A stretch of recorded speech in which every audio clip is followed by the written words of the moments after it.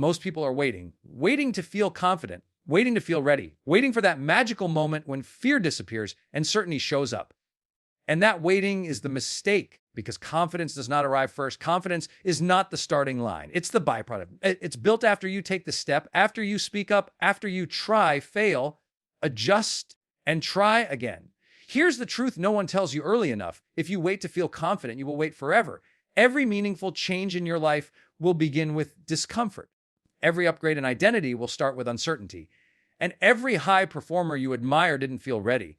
They simply decided to move anyway. They acted while doubting. They showed up while nervous. They moved forward while their voice shook. And that action trained their mind. That action created clarity. That action built confidence. So if you've been telling yourself, I'll start when I feel confident, I want you to hear this clearly. Confidence is not coming to rescue you. Action is. And today, right now, is where that shift begins. Most people misunderstand confidence. They think it's something you're supposed to have before you begin. Like a permission slip. Like a green light that magically turns on once you're finally ready. And because of that misunderstanding, they delay the very actions that would give them confidence in the first place. Here's the reality. Confidence is not something you wait for. Confidence is something you earn through movement. Think about it. At no point in your life did confidence show up first. You didn't wake up one morning confident to walk. You tried, you fell, you stood up again. You weren't confident the first time you spoke in front of people. You stumbled, your heart raced, your voice shook. And yet, after doing it again and again, something changed, not because fear disappeared, but because familiarity replaced uncertainty. Confidence grows through repetition, through exposure, through experience. But somewhere along the way, we were sold a lie, the lie that you need to feel good before you act, the lie that confidence is a requirement instead of a reward. And that belief keeps people stuck in preparation mode, research mode, waiting mode, endlessly rehearsing a future that never arrives. Action is the only thing that trains your nervous system to calm down. Action is the only thing that gives your brain evidence that you can handle what you're facing. Your mind doesn't believe affirmations, it believes the proof. And proof only comes from doing. You don't gain confidence by thinking about the thing. You gain it by stepping into the thing. Every time you act, even imperfectly, you send a signal to yourself. I survived this. And that signal matters. That's how self-trust is built. Not through hype, not through motivation, but through follow through. Most people are trying to feel confident so they can take action. High performers take action so they can feel confident. There's a massive difference. Confidence is not courage without fear. Confidence is competence built over time. And competence is the result of showing up before you feel ready. When you look at people who seem confident, what you're really seeing is familiarity. They've been there before. They've failed there before. They've figured things out there before. You're not seeing the beginning, you're seeing the outcome. But at the beginning, everyone is awkward. Everyone is unsure. Everyone is questioning themselves. Confidence doesn't come from certainty. It comes from tolerance. The tolerance of discomfort. The tolerance of not knowing. The tolerance of doing it anyway. And here's the part that changes everything. Action doesn't require confidence. Action only requires a decision. You don't need to believe in yourself fully. You just need to move. You don't need clarity. Clarity comes after movement. You don't need motivation. Motivation follows progress. The mind says, when I feel confident, then I'll start. Reality says, when you start, then confidence begins to form. Your brain is wired to protect you, not to push you. So it will always ask for more certainty, more reassurance, more proof before action. But growth lives outside certainty. And waiting for confidence is your brain's way of keeping you safe and small. Every meaningful skill you admire was once uncomfortable. Every identity you want to step into requires you to act like that person before you feel like that person. That's how identity shifts happen. Behavior first, belief second. You don't become confident and then speak. You speak and confidence follows. You don't become confident and then lead. You lead and confidence follows. You don't become confident and then change your life. You take action and confidence follows. And yes, it will feel uncomfortable. That's not a sign you're doing it wrong. That's the signal that you're early in the process. Confidence isn't the absence of fear. It's the ability to move with fear present. Every time you delay action because you don't feel confident yet, you reinforce the idea that fear is in charge. But every time you act despite fear, you teach your mind that you are capable. And capability compounds. Small actions create small confidence. Small confidence leads to bigger actions. Bigger actions create stronger confidence. That's the loop. That's how momentum is built. Waiting breaks the loop. Action activates it. You don't need a breakthrough. You need a behavior shift. Confidence doesn't arrive as a feeling first. It arrives as evidence. Evidence that you can handle discomfort. Evidence that you can adapt. Evidence that you can recover. And that evidence only comes after you step forward. This is why high performers are biased toward action. Not because they're fearless, but because they understand the sequence. They know confidence is downstream from effort. They don't ask, do I feel confident enough?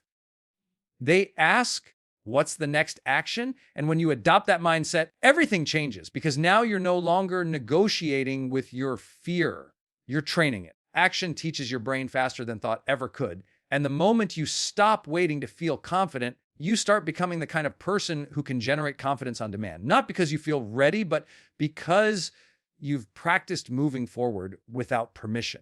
Confidence is not something you find. It's something you build. And it's built one action at a time. Waiting feels harmless. It feels responsible. It feels like patience, like preparation, like wisdom. But most of the time, waiting is just fear wearing a reasonable disguise. People don't usually say, I'm afraid to act. They say, I'm not ready yet. I just need more clarity. I need more time. I'll start when things settle down, and slowly, quietly, that waiting becomes a lifestyle. Waiting keeps people inactive, not because they lack ambition, but because they misunderstand progress. They believe progress begins when conditions are perfect. When confidence is high, when fear is gone, when motivation is strong, but life doesn't work that way. Growth doesn't happen in perfect conditions. It happens in motion. Waiting creates the illusion of safety. It gives the mind a sense of control because as long as you're waiting, you're not risking failure. You're not risking embarrassment. You're not risking judgment, but you're also not risking growth. The problem is that the longer you wait, the harder it becomes to move. Inaction doesn't keep you neutral. It trains you to stay still. Every day you delay, you reinforce the habit of hesitation, and habits don't disappear on their own. They strengthen with repetition. Waiting shrinks your world. Opportunities don't announce themselves forever. Energy doesn't stay high indefinitely. Momentum doesn't wait patiently for you to feel ready. Momentum rewards movement. And when there's no movement, momentum fades. Most people don't fail because they take the wrong action. They fail because they take no action at all. Waiting disconnects you from feedback, and feedback is how growth happens. You can't adjust what you haven't started. You can't improve what you haven't attempted. You can't gain clarity without exposure. Yet waiting convinces people that thinking will solve what only action can. The mind loves waiting because waiting avoids discomfort. But discomfort is the entry fee for every meaningful upgrade in life. When you avoid discomfort long enough, comfort becomes a cage. Waiting keeps people inactive because it delays identity change. You don't see yourself differently until you act differently. As long as you're waiting, you're rehearsing the same identity. The same story, the same doubts, the same patterns. Action interrupts identity. Waiting preserves it. Every time you say, not yet, your brain learns that fear has authority. And the next time an opportunity shows up, fear speaks louder, faster, with more confidence. Waiting doesn't reduce fear. It teaches fear, and it works. People think waiting will make them more prepared. But most preparation without action is just avoidance with better branding. You don't get ready by waiting. You get ready by engaging. Waiting drains energy. Action creates energy. That's one of the great ironies of human performance. The thing people say they don't have, energy, motivation, confidence, is often created by the very action they're avoiding. Inactivity makes everything feel heavier. Tasks feel bigger. Decisions feel harder. Fear feels louder because without movement, the mind fills the space with doubt. Waiting also distorts time. Days blur together. Weeks pass unnoticed. And then one day you realize you've been almost starting for years. Not because you didn't care, but because you kept believing readiness would arrive on its own. Readiness is not a feeling. It's a consequence. High performers understand this. They don't wait for internal alignment before moving. They move and alignment follows. They understand that clarity is not found in stillness, but in engagement. Waiting tells yourself, I'm not capable yet. Action tells yourself, I'll figure it out. And that message matters. The longer you wait, the more intimidating the action becomes. The mind magnifies what it hasn't faced. Uncertainty grows in silence. But once you step in, reality replaces imagination. And reality is almost always more manageable than what the mind created while waiting. Waiting keeps people inactive because it disconnects them from urgency. Urgency is not pressure, it's presence. It's the awareness that life is moving whether you are or not. Waiting numbs that awareness. People wait for confidence, but confidence is movement-based. It's kinetic. It's generated in motion. When there's no motion, confidence has nothing to attach itself to. Waiting also creates comparison. When you're inactive, you start watching others move, and comparison without action turns into self-doubt. You begin to question your ability, your timing, your worth, not because you lack potential, but because you're observing instead of participating. Participation builds belief. Observation builds judgment. Waiting is rarely about timing. It's about permission. People are waiting for permission they don't realize they're allowed to give themselves. No one is coming to tap you on the shoulder and say, "Now you're ready." No one is going to eliminate uncertainty for you. That's not how growth works. Growth requires you to move without guarantees. Waiting keeps people stuck because it postpones ownership. Action says, "This is my responsibility." Waiting says, "I'll decide later." But later is where momentum goes to die. The truth is, most people don't need more time. They need more courage in the moment they're already in. Action doesn't demand perfection. It demands participation. And every time you choose to wait instead of engage, you choose comfort over progress. That choice compounds slowly, invisibly, until staying stuck feels normal. But the moment you move, even imperfectly, the pattern breaks. Motion interrupts stagnation. Engagement disrupts fear. Action brings you back into the game. Waiting keeps people inactive, not because they are incapable, but because they've misunderstood how growth actually happens. Growth doesn't respond to waiting. It responds to willingness, and willingness is demonstrated through action, not intention. Most people are searching for clarity before they move. They want a perfect plan, a clear vision, a guaranteed outcome. They want to know exactly how it's going to work before they take the first step. And because of that, they stay stuck in confusion longer than they need to. Clarity does not come from thinking. Clarity comes from doing. You don't think your way into clarity. You act your way into it. Action is what reveals the path. It's what exposes what works, what doesn't, what matters, and what doesn't. Without action, everything stays theoretical, vague, overwhelming. But the moment you move, reality starts giving you information. Most confusion is not a lack of intelligence. It's a lack of engagement. When you act, your brain switches modes. It stops looping in doubt and starts solving problems. Action forces focus. It narrows your attention to what's real, what's next, what's necessary. And in that process, clarity begins to form. People say, "I don't know what I want." But what they really mean is, "I haven't interacted with life enough yet." Clarity is feedback-based, and feedback only shows up after action. You try something, you learn, you move, you adjust, you engage, you refine. That's how clarity is built. Action also creates momentum, and momentum is one of the most powerful psychological forces you'll ever experience. Momentum changes how you feel, how you think, how you see yourself. It turns effort into energy. When you're stagnant, everything feels heavy. Even small tasks feel overwhelming. But when you're in motion, the same tasks feel lighter because momentum carries you forward. Momentum doesn't require massive action. It requires consistent action. Small wins stack, progress compounds, and suddenly what felt impossible starts to feel manageable. Most people underestimate how much confidence and belief come from momentum. They assume belief is a mindset issue, but belief is often a movement issue. When you're moving, you feel capable. When you're progressing, you feel encouraged. When you're taking action, you start trusting yourself. Self-belief is built through evidence, and action creates evidence. Every time you show up, you prove something to yourself. You prove that you can start. You prove that you can continue. You prove that you can handle discomfort. And that proof matters more than any motivational speech or positive thought. Belief doesn't grow in isolation. It grows in interaction with challenge. Action also exposes truth. It cuts through illusion. When you stay in your head, fear exaggerates, doubt multiplies. But once you act, you see things as they are, not as your anxiety imagined them to be. Reality is grounding. Action brings you into reality, and reality is often less scary than anticipation. Action builds self-belief because it changes your relationship with fear. Fear stops being a stop sign and starts becoming information. You learn that fear doesn't mean danger. It means novelty, growth, stretch. The more you act, the more familiar discomfort becomes. And familiarity reduces intimidation. What once felt overwhelming becomes normal. What once felt impossible becomes routine. That's how people grow into new identities, not by declaring them, but by behaving in them. You don't become confident and then act like a confident person. You act like a confident person and your self-image catches up. Action reshapes identity. When you stay inactive, your identity stays fragile. When you act, your identity strengthens. Because now you're not just thinking about who you want to be, you're practicing being that person.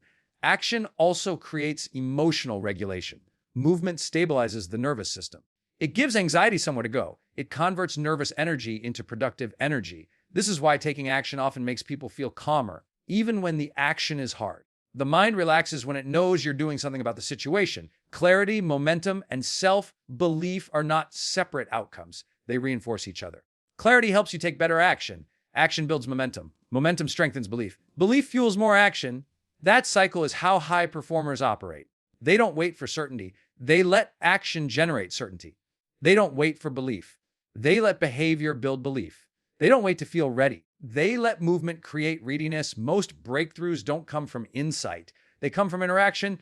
When you interact with your goals through effort, practice, and execution, they stop feeling abstract. They become real. And when something feels real, your commitment deepens. Action makes goals tangible. And the more tangible something feels, the more willing you are to invest in it. Self-belief is not loud confidence. It's quite trust. Trust that you can handle whatever comes next. And that trust is earned, not imagined. Every time you act, you deposit into that trust account, even when the outcome isn't perfect, even when you fail, even when you have to pivot, because belief isn't built by winning. It's built by resilience. Action teaches you that failure is survivable, that mistakes are correctable, that discomfort is temporary, and that knowledge is empowering. When people say they lack self-belief, what they usually lack is a history of follow-through. They haven't given themselves enough evidence that they can rely on themselves. Action builds that evidence. Momentum doesn't ask for permission. Once it starts, it pulls you forward. And the hardest part is always the first step, not because it's technically difficult, because it interrupts inertia. But once inertia is broken, everything shifts. You start seeing opportunities instead of obstacles. You start feeling capable instead of doubtful. You start trusting yourself instead of questioning everything. Not because life suddenly became easier, but because you became engaged. Action is the gateway. Clarity walks through it. Momentum accelerates inside it. Self-belief settles in quietly as a result, and none of it requires certainty before you begin. Fear has been misunderstood for most of our lives. We were taught to see it as a warning, a red flag, a signal that something is wrong. So the moment fear shows up, most people pause, retreat, or stop altogether. But fear is not a stop sign. Fear is a signal of expansion. Fear shows up when you are stepping beyond what is familiar. It appears that when you are leaving the territory your mind already understands. And that unfamiliarity is not danger, it is growth in progress. Uncertainty works the same way. People treat uncertainty as a problem to be solved before they move forward. But uncertainty is not a flaw in the process. It is the process. Every meaningful change you've ever made required uncertainty. You didn't know how it would turn out. You didn't know if you would succeed. You didn't know if you were capable yet. And still, those moments shaped you more than any period of comfort ever did. Fear doesn't mean you're unqualified. It means you're early. The mind wants predictability because predictability feels safe. But growth doesn't happen in predictable environments. Growth happens at the edge of what you know, and the edge always feels uncomfortable. Fear is simply the nervous system adjusting to novelty. When you interpret fear as danger, you shrink your world. When you interpret fear as growth, you expand it. High performers don't eliminate fear, they reframe it. They understand that fear is not asking them to stop, it's asking them to become more capable. Uncertainty is the cost of progress. People who wait for certainty stay exactly where they are because certainty only exists in places you've already been. If you want a new outcome, you must accept uncertainty as the entry fee. Fear and uncertainty don't mean you're making the wrong choice. They often mean you're making the right one. The problem is not fear itself. The problem is the meaning people attach to it. Fear is not failure. Fear is not weakness. Fear is not a prediction of the outcome. Fear is a physiological response to expansion. Your heart races because your system is preparing. Your mind questions because it's trying to learn.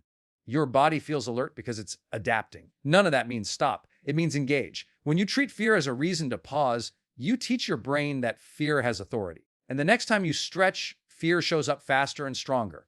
But when you move forward with fear present, you retrain your nervous system to tolerate growth. Tolerance is how fear loses control. You don't overcome fear by waiting for it to disappear. You overcome fear by acting while it's there.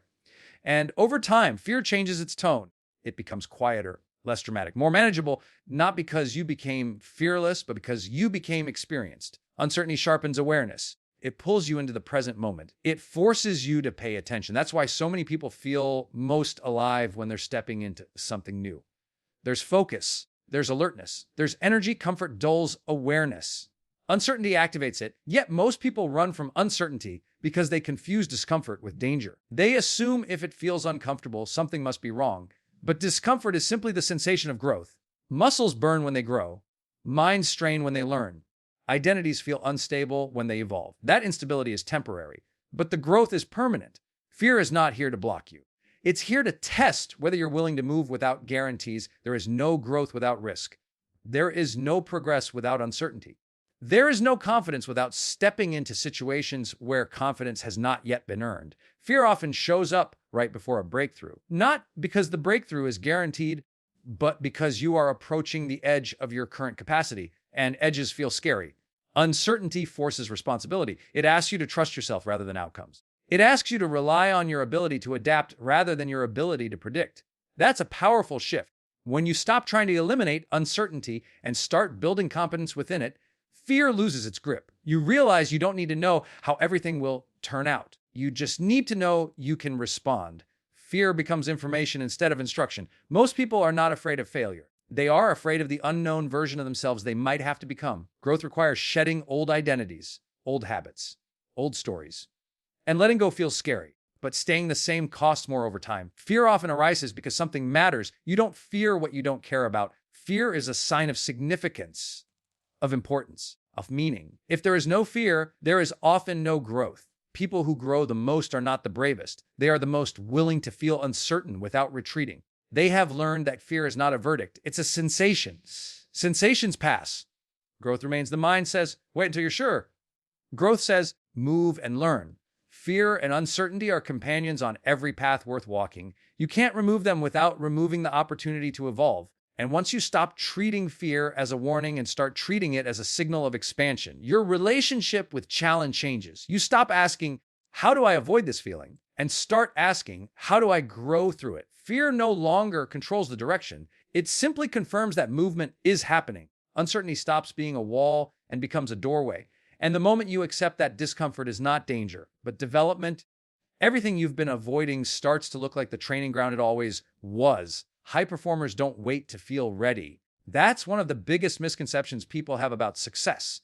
From the outside, it looks like confidence, preparation, and certainty came first.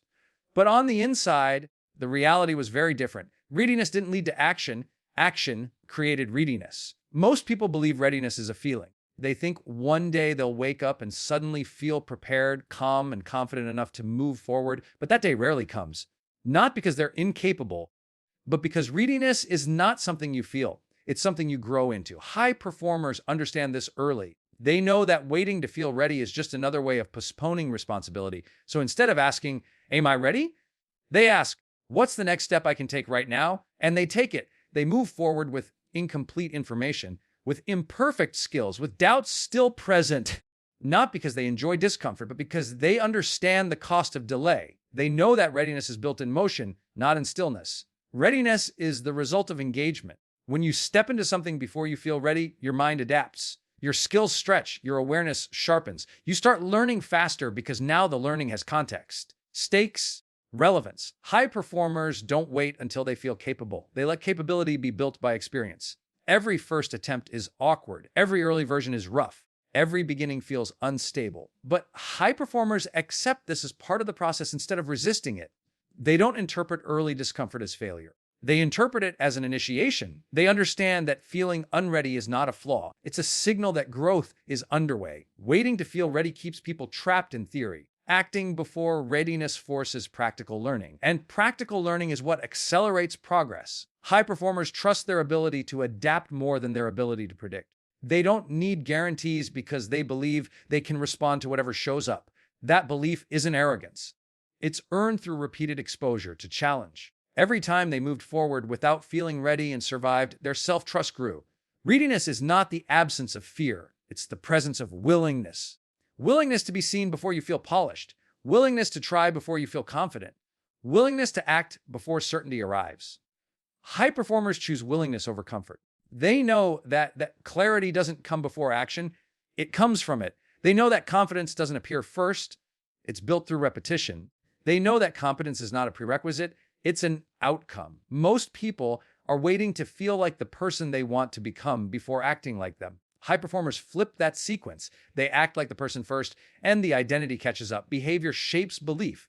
Every time you act before you feel ready, you send a powerful message to yourself. I don't need perfect conditions to move. That message compounds. It builds resilience. It builds adaptability. It builds momentum. High performers are not reckless. They are responsive. They don't jump blindly. They step forward intentionally. They take the next step, not the whole staircase. Readiness often feels like a finish line, but it's actually a moving target. The moment you reach one level of readiness, the next challenge will make you feel unready again. That's not a problem. That's progression. If you only move when you feel ready, you'll stop growing the moment you reach your comfort zone. High performers expect to feel unready again and again. And instead of interpreting that as a sign to stop, they interpret it as confirmation that they're stretching into something new. They don't wait for internal alignment before external action. They let action create alignment. Readiness is not a requirement for responsibility. Responsibility comes first. When you commit to action, readiness rises to meet the demand. This is why high performers move quickly, not because they're impulsive, but because they understand the cost of hesitation. Hesitation erodes confidence. Momentum strengthens it. When you delay, doubt grows. When you act, doubt has less space to expand. High performers manage doubt by moving. They don't eliminate uncertainty. They operate within it. They don't wait for confidence. They let confidence be trained. They don't wait for courage. They let courage be exercised. Courage is a muscle, and muscles are built under resistance, not comfort. Acting before readiness accelerates growth because it creates urgency. Urgency sharpens focus. Focus improves execution. Execution builds skill. Skill builds confidence. That chain reaction only starts with action. High performers also understand that readiness is often emotional, not logical. Emotion says, not yet. Logic says, you've done enough to start. They don't wait for emotion to catch up. They move with logic and let emotion recalibrate. Feelings follow behavior more often than behavior follows feelings. The longer you wait to feel ready, the more pressure you put on the moment you finally act. High performers reduce pressure by acting early. When expectations are lower and learning is faster, they allow themselves to be beginners. They know that mastery is not built by avoiding early mistakes, but by accumulating them. Moving before readiness also builds adaptability. When things don't go as planned, and they won't, high performers adjust instead of retreating. Because they didn't hinge their action on perfect readiness, they're not discouraged by imperfection. They expected it. High performers are not attached to readiness. They are attached to progress. Progress requires movement, and movement requires deciding to go before you feel fully prepared. Readiness is often a moving excuse. Action is a fixed commitment. High performers commit first and calibrate along the way. They trust that clarity will come. Those skills will sharpen. That confidence will grow, not magically, but mechanically through repetition and exposure. They don't need to feel ready to begin. They begin so that readiness has a chance to develop. And every time they move forward without permission from fear, they reinforce an identity rooted in capability, resilience, and self-trust.